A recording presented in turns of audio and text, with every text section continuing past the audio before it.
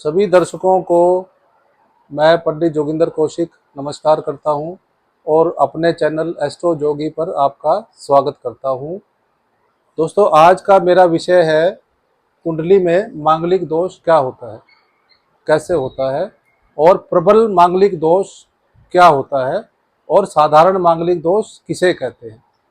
दोस्तों, जैसे कि आपको पता है कि जब लड़के और लड़की की जब विवाह योग्य हो जाते हैं तो उनकी कुंडली का मिलान किया जाता है। तो उस समय सबसे ज़रूरी जो पहली चीज़ देखी जाती है कि दोनों जातकों में से कोई भी एक मांगलिक तो नहीं है।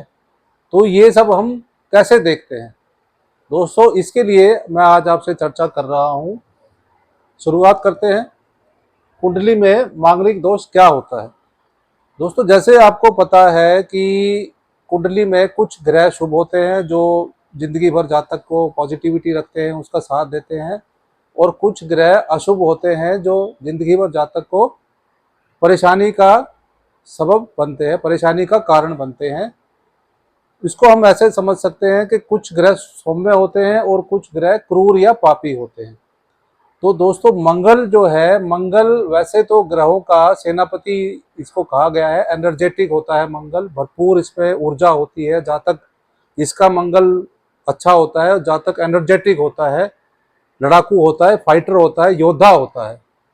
तो जो क्रूर और पापी ग्रह कुंडली में कहे गए हैं वो सबसे ऊपर उसमें मंगल को रखा गया है, जो कि 100% उसकी क्रूरता और पापी माना गया है, मुकाबले इन दो अलग जो दूसरे ग्रह हैं उसके, जो दूसरे पापी ग्रह हैं उसके मुकाबले अगर देखे जाए तो मंगल सबसे ज़्यादा क्रूर है, पापी है। शनि दूसरे नंबर पे। मान लीजिए मंगल 100% क्रूर पापी है तो शनि 75% क्रूर और पापी माना गया है, यानी मंगल से कम है। और राहु को 60% के करीब पापी और क्रूर माना गया है।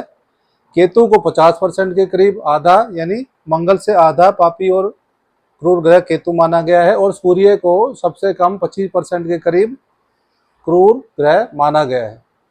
तो अब मुझे उम्मीद है दोस्तों कि आपको समझ आया होगा कि मांगलिक दोष क्या होता है। यानी कुंडली में किसी विशेष भाव में अगर ये क्रूर ग्रह बैठते हैं तो उस दोष को मांगलिक दोष कहा जाता है। यस, क्रूर ग्रह जिसमें मंगल भी है, शनि भी है। अब हम शादी के जो मिलान करते हैं उसकी बात करते हैं। उस परिप्रेक्ष्य में देखें तो ये कब माना जाता है दोस्तों, जब कुंडली के, जैसे आपको ये कुंडली मैंने एग्जाम्पल के तौर पे बनाई है, इसमें ये पहला भाव है, ये दूसरा, तीसरा, चौथा, 5, 6, 7, 8, 9, 10, 11, 12 भाव होते हैं।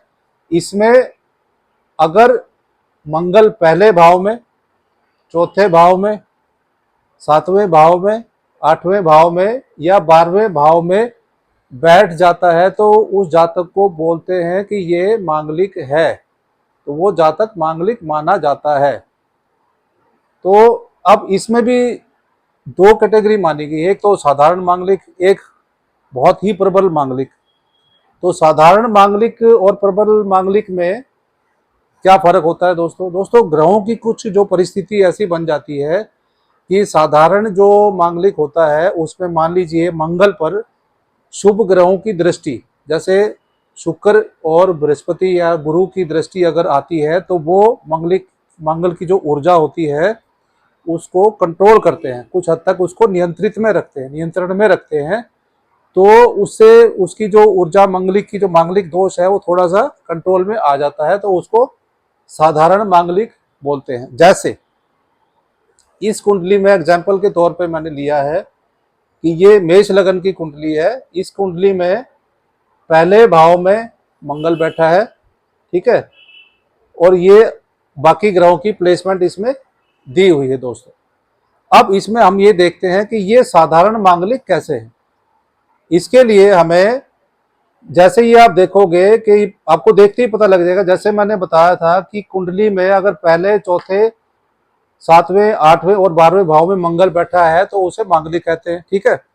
अब ये आता है कि यहाँ मंगल पहले भाव में ही बैठ गया, लेकिन अब यहाँ पे आपको ये देखना है कि एक तो मंगल अपनी अपनी ही राशि में बैठ गया, स्वराशि में, यानी मेष उसकी मंगल की खुद की राशि है। ठीक है, उसके बाद सौम्य ग्रह की दृष्टि है, अभी चेक कर लेते हैं। देखिए, तो देखिए दोस्तों, गुरु यहाँ पे 9वें भाव में बैठा है, गुरु ग्रह। तो इसकी गुरु देवगुरु बृहस्पति की 5वीं दृष्टि लगन भाव यानी मंगल पर जा रही है। देखिए 1 2 3 4 5।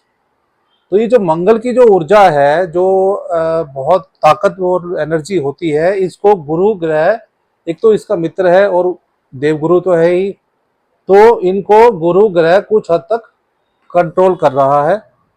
तो जो इसका मांगलिक दोष था वो गुरु ग्रह ने अपनी दशा, मतलब अपनी जो दृष्टि से नियंत्रण में कर लिया है। इसी तरह से देखिए, एक और सौम्य ग्रह शुक्र है, शुक्र की 7वीं दृष्टि मंगल पर जा रही है। तो ये भी मंगल के जो एक्स्ट्रा एनर्जी है उसको नियंत्रित करेगा।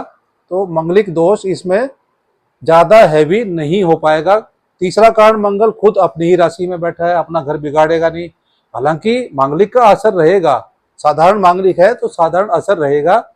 विवाह में साधारण थोड़ा सा मनमुटाव हो सकता है, लड़ाई झगड़े हो सकते हैं। दूसरा, यहाँ पे चंद्र की भी आपको पोजीशन देखनी पड़ेगी, तो वो एक अलग थोड़ा सा विषय बन जाता है। तो ये साधारण मांगलिक में मैं आपको ये एग्जाम्पल दिखाया है और ये आपको क्लियर हुआ होगा।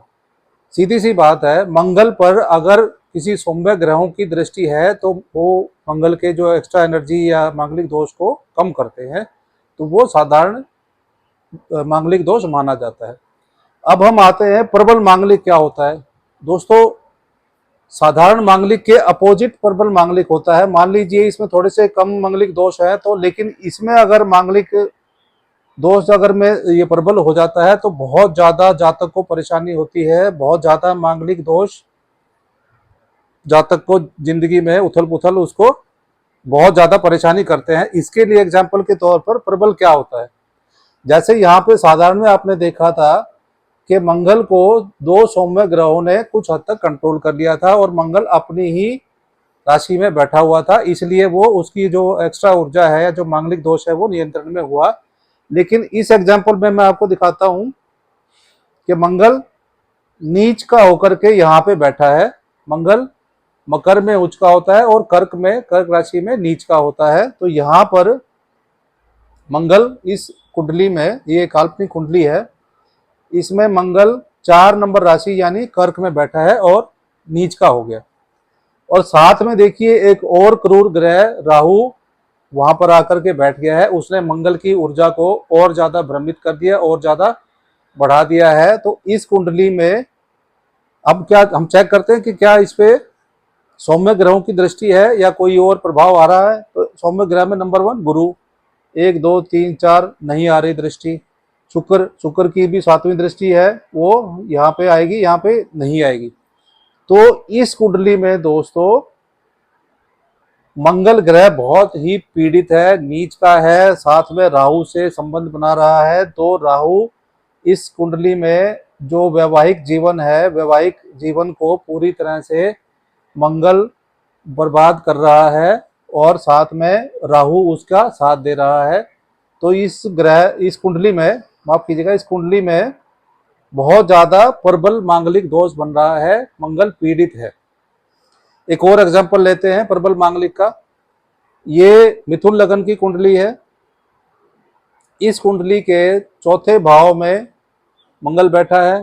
ठीक है, अब ये जैसे आपने बताया था, ये जो वी बनता है ऐसे, ये ऐसे आप एग्जाम्पल के तौर पे देखेंगे कि ये वी बनता है। इन भाव में मंगल हो तो जातक मांगलिक होता है। तो जातक यहाँ पर 4थे भाव में है तो जातक यहाँ पर मांगलिक है। लेकिन साथ में केतु भी बैठा है और एक और क्रूर और पापी ग्रह शनि की 7म दृष्टि यहाँ पर आ रही है। साथ में मंगल अपने शत्रु बुध की कन्या राशि में बैठा हुआ है। तो यहाँ पर मंगल प्रबल मांगलिक हो जाता है। प्रबल मांगलिक दोष यहाँ पे बन रहा है क्योंकि यह क्रूर ग्रहों से बिल्कुल घिर चुका है। केतु, शनि और कुछ मानते हैं कि राहु की दृष्टि होती है, तो वो भी अगर हम मानते हैं, वैसे राहु की दृष्टि मैं नहीं मानता, पराशरी में नहीं लिखा हुआ। तो यहाँ पर ये मंगल शनि की दृष्टि से, शनि जो कि अष्टमेश भी है और नवमेश भी है, और अष्टम का जब ये प्रभाव दिखाएगा तो ये मंगल को और ज्यादा पीड़ित कर रहा है। तो दोस्तों मंगल इन कुंडली में प्रबल मांगलिक श्रेणी में आता है। जातक इसमें क्या परिणाम होंगे, ये सुख का है, माता का है, भूमि भवन वाहन का है। हालांकि इसमें मंगल भूमि भवन वाहन तो थोड़ा बहुत दे सकता है, थोड़ा बहुत ही देगा अपनी दशांतर दशा में, लेकिन माता के साथ माता को कष्ट बहुत ज्यादा होगा, क्योंकि यहाँ पर मंगल प्रबल मांगलिक है और अपनी चौथी दृष्टि विवाह भाव में भी डाल रहा है। 1 2 3 4 विवाह में भी ये समस्याएं खड़ी करेगा बहुत ज्यादा। तो दोस्तों मुझे उम्मीद है कि आपको ये मांगलिक कुंडली में मांगलिक दोष क्या होता है ये समझ में आया होगा। और अगर आपको थोड़ा और जानकारी चाहिए तो मुझे कृपा करके आप कमेंट्स दीजिए, मेरी वीडियो को शेयर करें और मुझसे आप सवाल पूछिए ताकि मैं आपके सवालों का जवाब दे सकूं। ठीक है दोस्तों, इसी के साथ मैं पंडित जोगिंदर कौशिक आज का वीडियो यही समाप्त करता हूं। राम राम और नमस्कार।